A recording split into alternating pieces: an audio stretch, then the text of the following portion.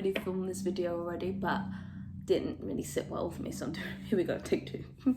And the light was a lot better then. So this video is about just my journey with finally leaving my job and why I left my job, and dealing with burnout in work, as well as how living with anxiety and depression, you need to put yourself first.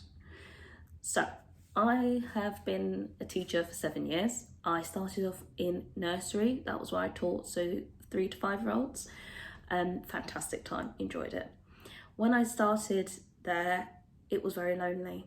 I was still going through things and I felt really alone because it was a separate part of the school really. So yeah, I found it quite hard to make friends and things, but I stayed there for 3 years. And then I got moved to year 1. Now, this is where the big problem started to begin.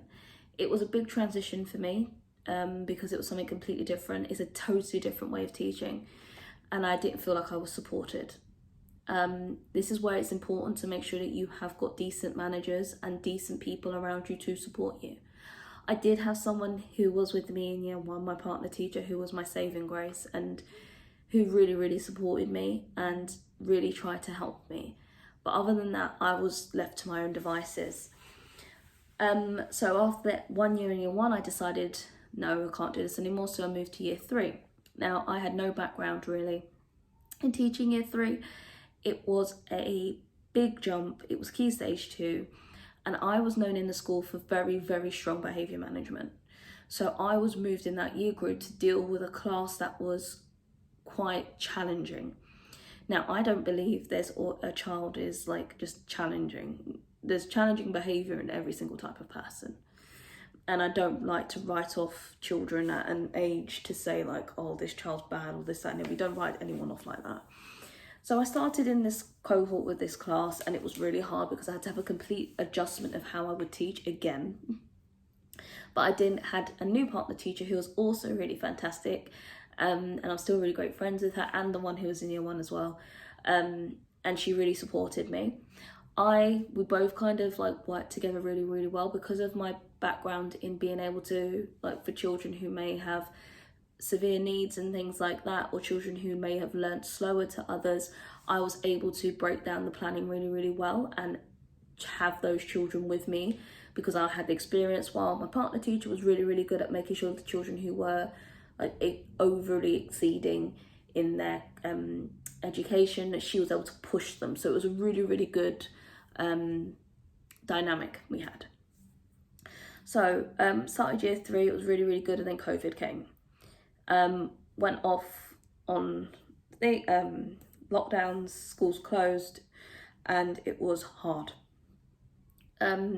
Actually, it was hard, but it was actually a really good time of the year because it was summer.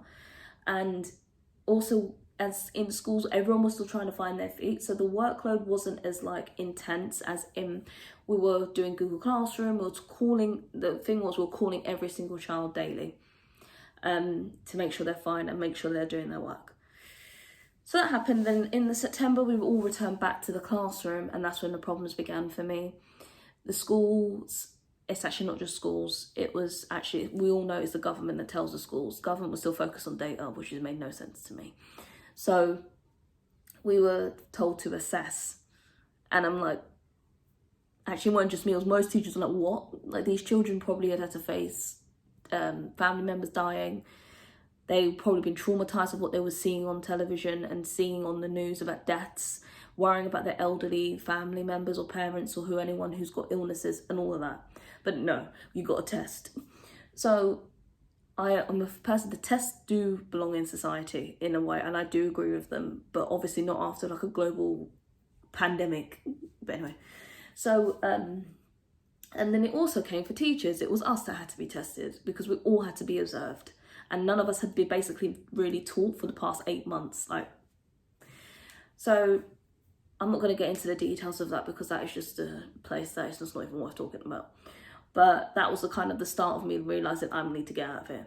So in the January of the next year, we all went back into lockdown again in England for another 3-4 months. And that's when I started therapy and also got an employment advisor. I started therapy because I was really depressed. and anxious, and just I was drained physically and emotionally. It actually was a stage where I called my doctor about another issue, and he asked me on the phone, "Are you okay?" And that was it. He said, "I'm referring you." And it's also, I have to say, it is also good when you have good doctors, like my GP have known me since I was born, and he actually before that, because my mum used to go there when she was pregnant with me. So these people know me well, and they know what's good for me, and I trust them, and they respect my wishes in everything I wanted to do. So yeah, so started all of that, then we're back to work again, and I was just like, great, I don't want to be here. So my anxieties were really, really bad about that. Like, I couldn't sleep, I wasn't eating properly, or I went the other way of overeating. So in my previous bouts of anxiety, I wouldn't eat, but this time it changed. If I was constantly eating because it made me feel better. I was also dealing with like adjustment of life. Like, I moved out of my family home and I moved in with my partner, and it was a complete adjustment period. It's exciting and it's nice, but it's also different. Like, I never lived anywhere else. And I also like had my little brother there, and I missed him, and I missed my mum, and I missed my dad, and all of that, what I knew. But it's life. So I was just dealing with a lot. So I went back to work, and I was just like, I don't want to be here. The kids were brilliant. I would never, ever, ever say differently. The kids are everything. And if I could turn up to work each day and it was just for them, then I would still be in this job, but I'm not. It's not anymore. So it was just all basically with what, like, I'm filling in forms and writing down assessment data and stuff, and it gets recycled at the end of the year. And where does this all go? Who comes and looks at it? Oh, Ofsted turns up. What's Ofsted going to do with it? That this is the sort of situation where I'm just like, what are we doing? And the children are crying and they're stressed because it's in a test. Like, and a 7-year-old, like, what am I trying to? I don't want to do it. I don't want to subject them to that. And I actually had to explain that to them as well.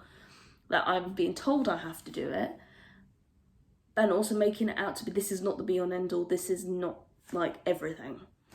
But I couldn't. It broke my heart, and I couldn't face that anymore.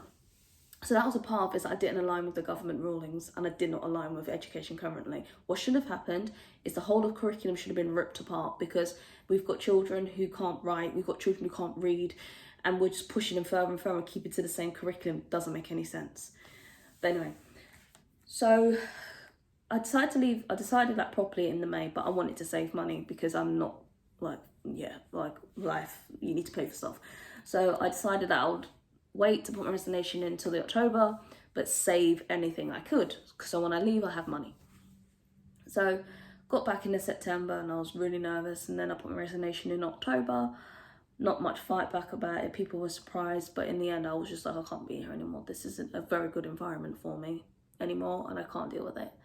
It was really hard because to make that decision, because I work with my mum and my little brother, but in the end I had to do what's right for me.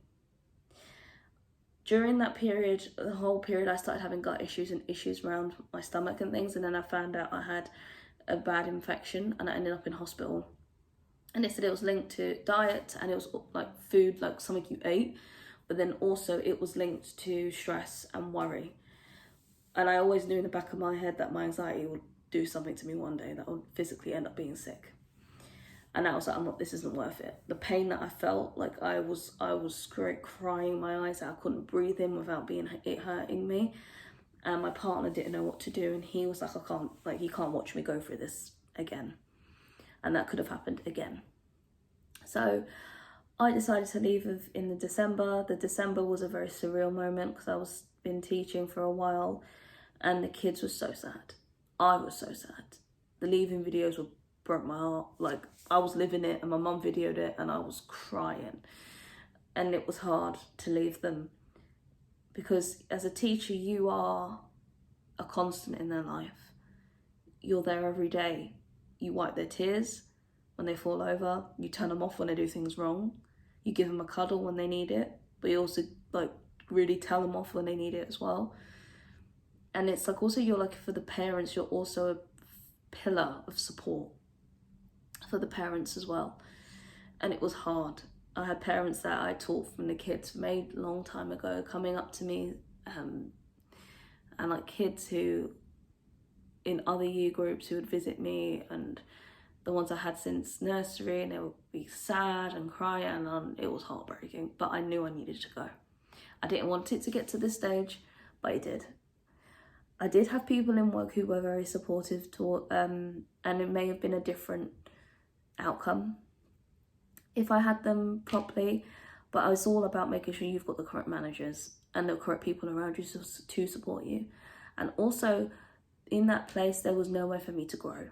There was no place for management, like for me to fit in, actually for anyone really. Of a certain level, I was always kind of pushed to the side and other people put in front of me.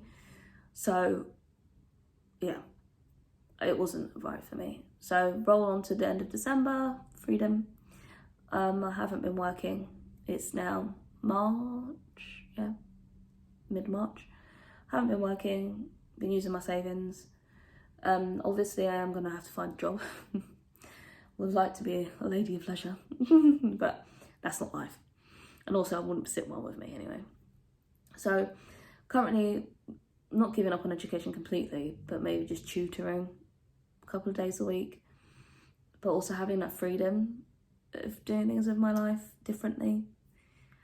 I also have got trying to start a business, my photography business, and my Instagram's linked below. Not a plug, but yeah, it's linked below. And my photography Instagram. So I'm going to try and start selling my prints, which will be exciting. And obviously YouTube, but YouTube's just a little bit of thing just for a bit of fun. Like I enjoy talking a lot. And also you can tell probably I was a teacher because I'm confident but not, but yeah.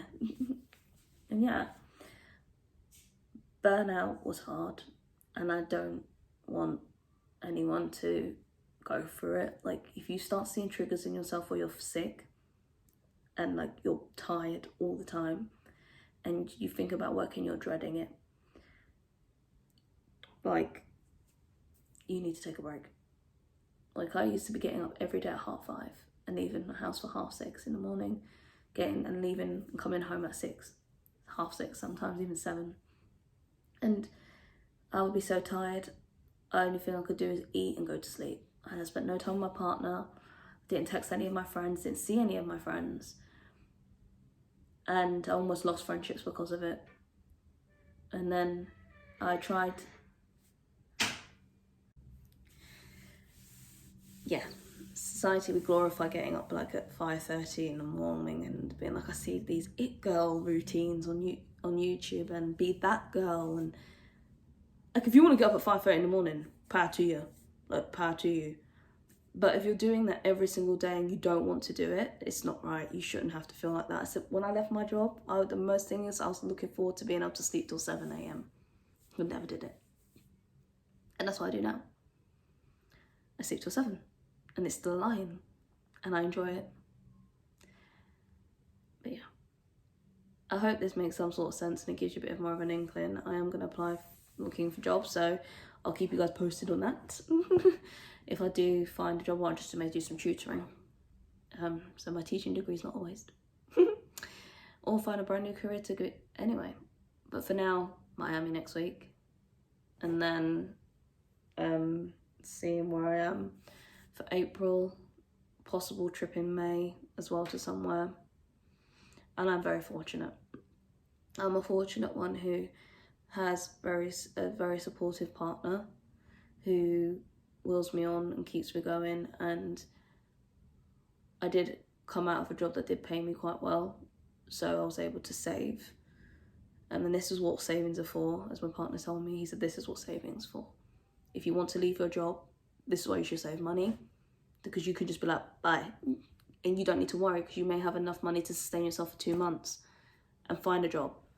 Or you may have enough money to sustain yourself for 6 months. Or you may just have enough money to not work for a year and worry about it. Or you could find a job that you want to do. Yeah, I hope this helps someone. Any questions, please leave them in the comment box below. Please follow my Instagram if you would like to. Like and subscribe, and I shall see you soon. I don't think I'm going to be putting up a vlogs while I'm in Miami because I'm not going to have my laptop with me. But I have got my iPad, so I'll see if I can work it that way. If not, you shall see me, hopefully not more tanned. But I will be videoing and stuff, and I'll be posting some videos online as well. But speak to you soon. Bye. 3, 2, 1, action!